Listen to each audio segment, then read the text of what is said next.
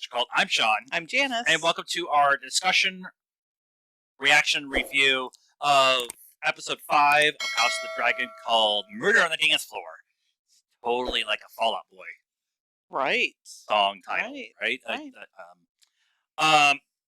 We just watched the episode. We are instantly reacting to it from dinner and watching it and everything. And we're going to discuss what we're doing and review what we saw. And we also want to come from the point of view of we haven't read the books. You've read the Game of Thrones series, but not the House of Fire and Ice or whatever the one was called. Right. That this is based off of. So if you're looking for us to watch along and kind of thing, that's not really what we do around here. I appreciate the click. And stick around because we might have some things to actually talk about. But if that's not what you're looking for, I understand it. I get it. And come back later. We do trailer reactions. Game of Thrones weddings. Right. Don't ever get married in the whole Westeros universe because they end in death. Can we have like a Braveheart wedding in the trees with just like the maester there and just call it good and just get it done? Yeah. Jesus Christ. Somebody always dies. It's not a wedding. It's not a wedding unless somebody dies. Four funerals and a wedding, 4 weddings and a funeral, 4 weddings and death. I don't know what to say. Like everything. We just watched the after episode breakdown from the directors and the showrunners and everybody, and they started with Game of Thrones weddings, huh? Like they just made a point of like you knew something was going to happen because it's a wedding, right? And I mean, it was, it was all going to be fine. Like, Rhaenyra had Kristen and what was his name? Joffrey, Lenore had Joffrey. We're terrible with names. We're really sorry. And it would have been fine. Just, put a baby in me because we have to have one. You're dark. Right. And we gotta have that's, kind of be a thing. If it's Kristen's baby, like, we're going to know. So, put a baby in me and then, yay, we're good. We could just, Joffrey had to stir the pot and start Kristen. There's so much. So, some people may have a point of difficulty with this episode. And I'm not going to say that they're going to complain about this episode. But I have been to enough medieval style feasts to know that the feast is only there for political bullshit. Oh, yeah. Yeah. And there's stuff going on, and the real action of this episode is all the stuff going on around the feast and inside the feast, but not the actual show of the feast and the wedding. But there's so much depth in this episode for Alicent, for Rhaenyra, for Daemon, for Kristen, for Alicent. You said Alicent. For Alicent, I'm going to say Alicent again because she has 3 hugely important scenes in this episode that just blew the doors off of everything. Right. And it wasn't even her fucking wedding. Right. And so, it's just, it's so much. And we're going to try to do it in 30 minutes. I can't make any promises. Okay, let's start with the first opening scene, which is Daemon going back to the Eyrie. Right. And his wife is out hunting. They just talked about it in the breakdown of the episode that in the book, it's not really stated that Daemon is the one that killed his wife, but it's hinted at, and so they played with that idea. So they told the story. I don't even think it was hinted at. It was just in the book. It's hinted at.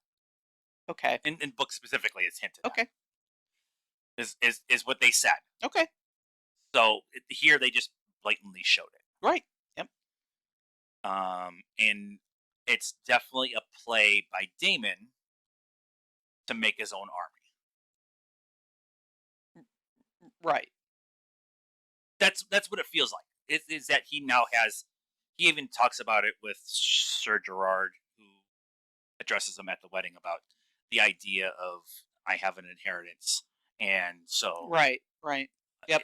and I want my inheritance, which is basically her dowry. her people, Yeah, her yeah, yeah. Yep. yeah. And so Damon is definitely doing his part again to build his own army. He doesn't have Valerians anymore for his army, Right. for his claim to the Iron Throne, Right. and so now he's definitely wanting that. That's what. So we get that out of the way, and then we have Otto leaving, pretty much telling Alicent like, "What are you gonna do now that I'm not here to help you?" Right. Uh, and Help. right, and I liked in the breakdown that the Reese Infants Vans, who's playing Otto, said in this world we don't really necessarily have the ability to say I love you, and so Otto tells her pretty much, be good, have fun, you're on your own, Yeah. bye. Yeah. Yeah. I mean, he was kind of confident in the fact that he was going to just be there, right? Yeah, Because he was there for Viserys' father and he was there for Viserys. And so he's like, I'm going to be here and I can move my little chess pieces around and I can watch the whole thing play out. And that's not what happened. And so, I mean, he's kind of taking it out on Alicent. I mean, it's not her fault, but he kind of thinks it is. He thinks that you should control Viserys and make him keep me. And he also points out too that you picked Rhaenyra and not me. right, and then ultimately she didn't, because I think that Alicent is Team Alicent Yes. by the end of the episode. She's like, I don't care about any of y'all. Let's talk about the three scenes with Alicent because she's like I was saying, she's hugely important. You get this episode, you get this scene with Otto pretty much telling her whatever. Then she calls Sir Kristen into her chambers and has a private conversation with him about what she believes is a false accusation against Rhaenyra about her time with Daemon. Is what, from Alicent's point of view, is so she's asking Kristen if he has any knowledge of what was going on, and then Kristen says, "Yeah, it was Right, me." After not what Kristen, she thought which is not was what she was right. expecting at all. After Kristen had on the ship back to Westeros, or yeah, on the back ship back from Yeah, Westeros, had that moment of professing his love to Rhaenyra and saying, "We right. should run off Let's just together." run away together. And I mean, he's like, I kind of um put him as like Lancelot. Like he's like, I love you and you love me and let's all just run away together. And she's like, I got responsibilities Right, right. and we can do this thing on the side and it's cool. And but he's like, I wear a white cloak and I'm virtuous I'm supposed to be virtuous. I'm supposed to be and virtuous. blah blah blah. And He's like I also said, Dornish. it would have been fine. It was It was fine. fine. It The was two of fine. them just get married. You got your side Your side pieces piece. and and we could just move. No, no, nope. It can't be that way. Alicent's learning that it was Kristen that Rhaenyra was with was earth-shattering information because now she knew in her heart that Rhaenyra was being truthful with her, that Right? nothing actually happened with Daemon, which is if you go back and watch episode 4, she never denies not doing anything. She just denies not doing anything with Damon, Damon. Right. which is completely true. Right. She didn't lie. But she didn't lie. Yeah. Um, and Alicent was running on that philosophy that she would never put herself in that position to be caught into something. Be caught into something. I think Alicent might have just been like, she was stuck in the middle. Like she felt like Rhaenyra was telling her the truth, but then there's her dad who's telling her that it's, what he's saying is the truth, that she was. Right. And so I think she was just kind of stuck in the middle, waiting for some revelation to tell her who was telling the truth. One way or the other. And when it came out that, I mean, technically Rhaenyra was telling the truth, then that's like a whole, like Rhaenyra was telling the truth, but not all the truth, and then her dad wasn't telling the truth. So that's what puts her on the island of Allison. Yeah. Yeah. Nobody, everybody's lying to me. Nobody's telling the truth. I am the only person. And now I'm gonna just do my own thing. Yeah. Like do Yeah. my own thing for my own gain and the gain of my children. Yeah. Because Aegon is now should be technically in a lot of people's eyes the actual heir, Right. and not Rhaenyra. Rhaenyra. Rhaenyra, I was doing so good. Rhaenyra, Nailed it. but it puts her now in a position of I have knowledge that is not what I thought it was, but I'm going to use it to my advantage, which is a very Otto thing to do. So she did actually learn something from her father. Right. Let's also talk about Alicent at the feast.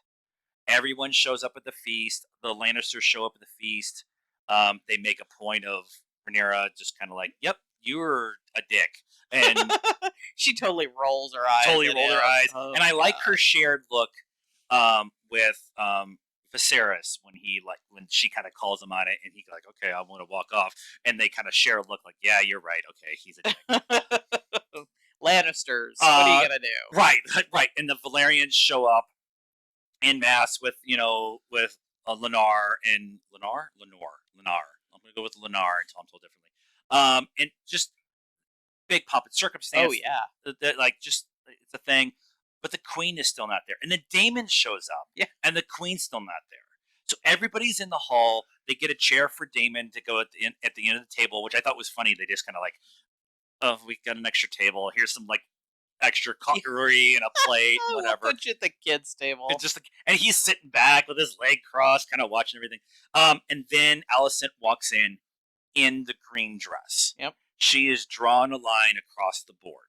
All of those who understand what's going on in the political atmosphere of this feast understand what she just did. Yeah. This is my where I stand. I am a Hightower. I'm gonna pick the Hightowers. I'm gonna pick my children first. And all the Hightowers instantly stand up. Yeah. And they those who read the books, again, we haven't read the books, but we're kind of learning as we go along from what the books are. The Alicent Hightower the Greens themselves are like a political party. Mm-hmm. And so when she shows up in green, she's stating her political purpose. Viserys knows it. Rhaenyra knows it. Daemon knows it. All the Hightowers know it. All the Valerians know it. Everybody else know. Like all the political parties know it. All of the other people are like, "Oh, the queen looks so pretty, and she had a grand entrance, and it's so good." Yep. And then bend to those feasts. Right. And then Alicent goes up and congratulates Rhaenyra and like on her nuptials with the kind of winky, naughty, I know kind of look. And I just love like again with the we've talked about this in other reviews, not necessarily of the show, but of other things. It's show don't tell storytelling. A lot of what this episode, a lot of the stuff that happens in this episode is looks of responses from things that happen either off screen or dialogue or whatever, but it's always the looks that's more important than the dialogue. Right. There's a lot of subtext in this episode that's not where you come right out and say this is what's happening. It's all subtext and make the audience work for it a little bit. Yeah. And that's that's when Game of Thrones is at its best. Yeah. Is when they lay it out in front of you and they don't say here it is. They show you what it is, or they allow you to take it in however you wish to take it. Because you could take a certain look one way and then not take it another way. Another person could take it a different way. Is what I'm trying to say. Hmm. And they they had to explain that when the beacons of Gondor are lit, when they call their banners, what does it turn into? And it's green. So Hmm. they tell you that Allison has declared war, Yeah. and she's calling her banners without, but they're also allowing the audience to kind of like, oh, okay, there's something important going Yeah. on I don't think it's Gondor though. No, but it's totally that's the point. That's Lord of the Rings. Her last most important scene that Allison had was Kristen has his full on jealous rage of Joffrey because Joffrey comes over and says, "Hey, I'm here to protect uh, Lennar, and we're together, and you and Rhaenyra can be together, and we can all be a big happy family, Right. and you can protect her, and I can protect him, and we can have our thing." Kristen, it would have been fine. It's fine. But he's still Kristen himself is still working off of the I've given a vow of chastity, and I've soiled that by being with Rhaenyra and falling for her. Right. He's one of those people who, again, we've played the medieval reenactment thing, and there are people who take these ultimately made up vows Yep.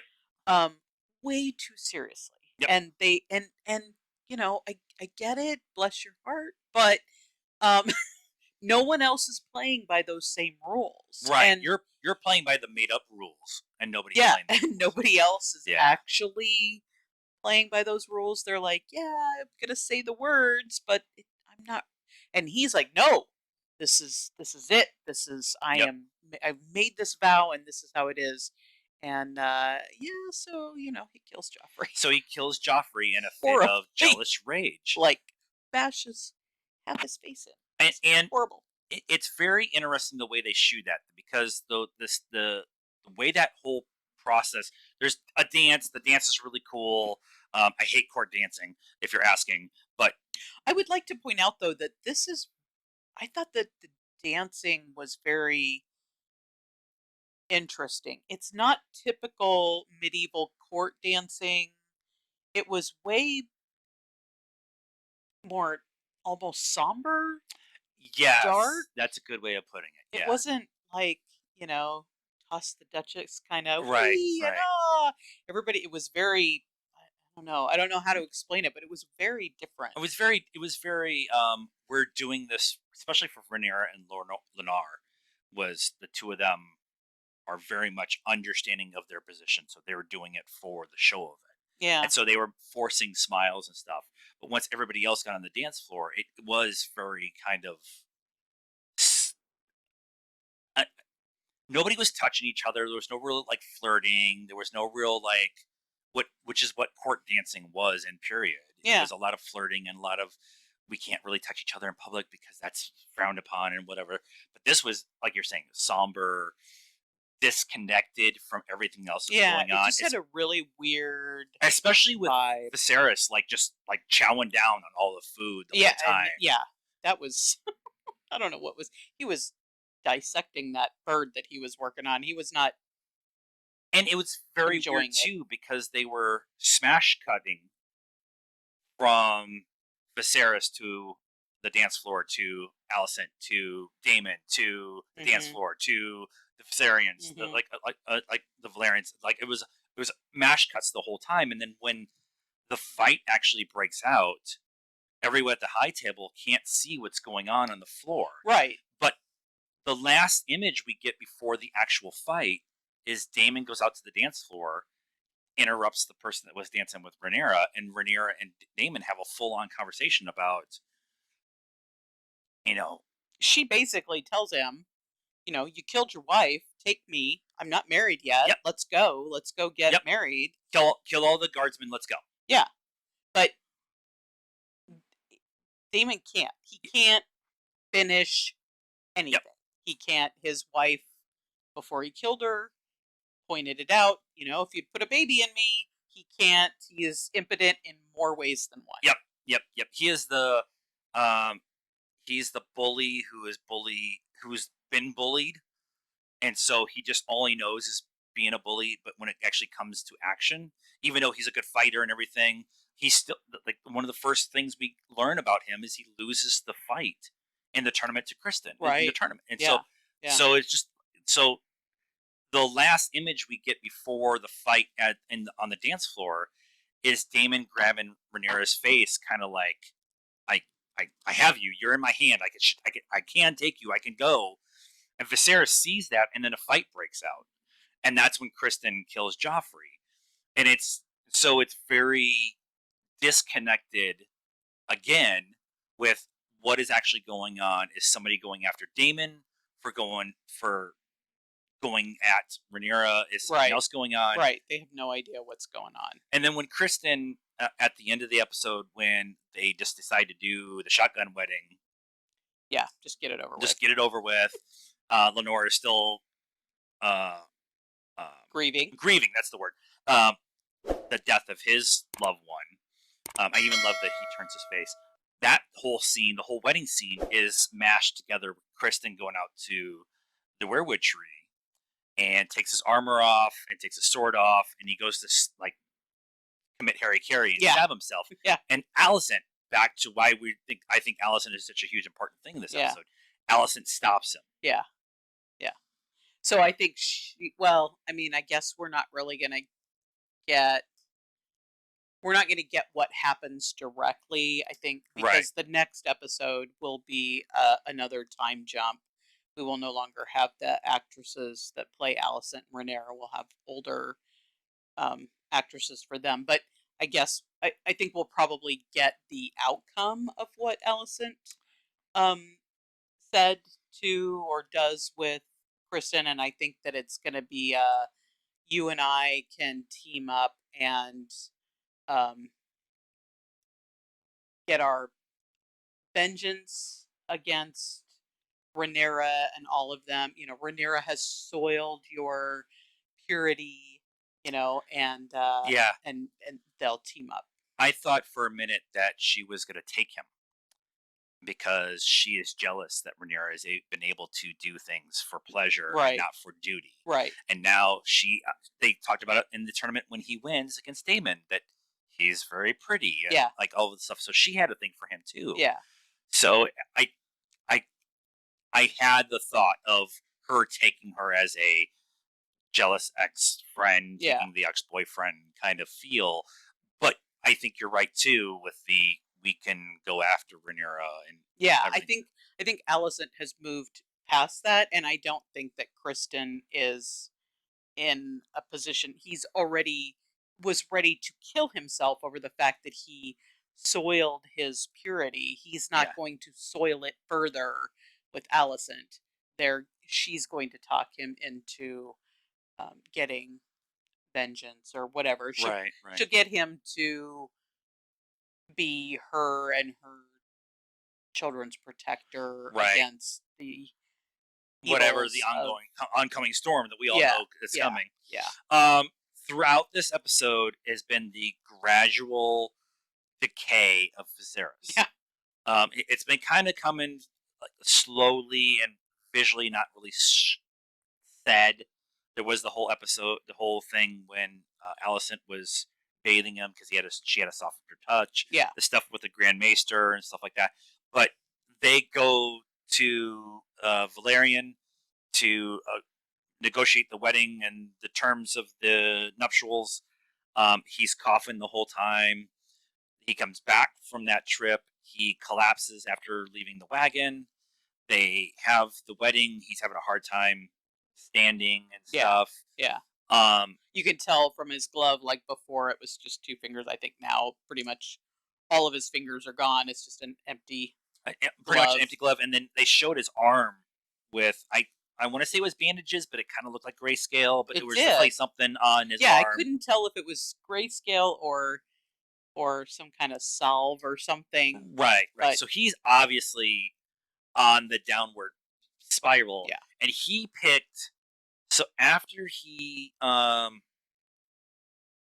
I think Harwin was the one he picked as his hand, and Harwin is the one they believe. Keep talking to yourselves while I try to figure this. Arwen Break Bones I'm gonna. Strong. I believe No, no, that's not him. that is It's not Harwin. not. Layman, Leon. Yes, Yes. yes. Lionel, Lionel, Lionel Strong. Lionel Strong was the one that Viserys picked to be his hand after he told Otto to hit the road, and he's always been the one who's been like actually giving him good advice. Yes. Of Fairly a small decent council. Yeah, advice. Yes. yeah, very decent advice. And Viserys and Lionel have a conversation, and Viserys is asking the question that you start to ask when you're on death's doorstep: Am I going to be remembered? Yeah. Or how am I going to? Or how am I going to? And so that conversation is very sad. But there's also a moment where the Grand Maester or the not the Grand Maester, but the other Maester gives him a potion to help him sleep, Mhm. and everybody leaves, and then Lionel gives it to him, and Viserys pauses to drink it. Like he looks at him like, "Are you trying to poison me? I Yeah. guess it doesn't really matter anymore. I am obviously going to die. Yeah. Do I die now? Or do I die?" And so Yeah. then that kind of triggers the whole conversation. And then he of, just drinks it. and then he just drinks it, because- but it also triggers the whole conversation of how am I remembered? They're sing songs about me. And Right. Gonna be, I and- wasn't a fighter. I didn't. My whole term has been peaceful. So what are they going to remember about me? They don't necessarily remember the good times, the peace times, the quiet times. They're going to remember the big battles conquering and the, like yeah. And he talks about being tested. Like I wish I was tested. Yeah. And then Lionel is a great hand. He's a great hand, but he says all people who have been tested wish for peace. Yeah. It's like as I just kind of listen. Grass is always greener. Yeah, absolutely. But at the shotgun wedding, after the vows have been done and there's the kiss, Viserys collapses, and that's how the episode ends.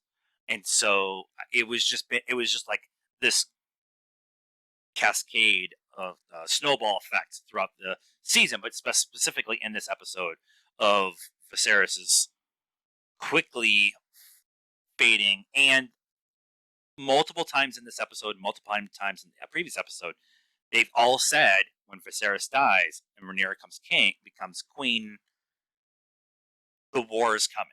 Right. So everybody is starting to draw themselves in the line. Alicent did it with showing up the green. Right. She's drawing her line. Right. Daemon is building his army. He's drawing his line. Right. And then Valerians have drawn their line with Viserys in the whole wedding and stuff like that. So you have 3 armies. Right. Well, and the Lannisters. And again, we know that there's going to be a time jump. It's not, Viserys drops dead and suddenly everybody's at war. There's going to be some time, and so there'll be some time, and then we'll see where we're all at. Right. Since we're getting the time jump, we're gonna lose Emily Carey and Millie Alcock, who have been Alicent and Rhaenyra. Yeah. They have been amazing in this show. Yep. Millie Alcock is sweeping the internet. Everyone's in love with her because we all love Dany, and she reminds us of Dany, and That's so true. we're in love with her. But the two of them's performance through 5 episodes, on a character that's not permanently going to be theirs, it's going to be somebody else's moving forward. Yeah. It's unfortunate we're gonna lose them, but they've set up this amazing thing with what they're doing, and then Paddy Constantine constantly proves that he gets an Emmy nomination. He has been so good in this show. Yeah. And just the way he's been, just the glove thing alone has just been so well done. But he's gone now too. I mean, he was in the trailer for the next episode, but he's. Oh, I assumed this would be him dead. I would thought so too, but he was in the trailer for. So the next one would be, he holds on for another 2 years and. Okay. 3 years, whatever it ends up being. All right. But yeah. But I just the 3 of them have been. I've been talking about how much I've loved what Matt Smith has been doing. and he is a force of nature every time he's on the screen.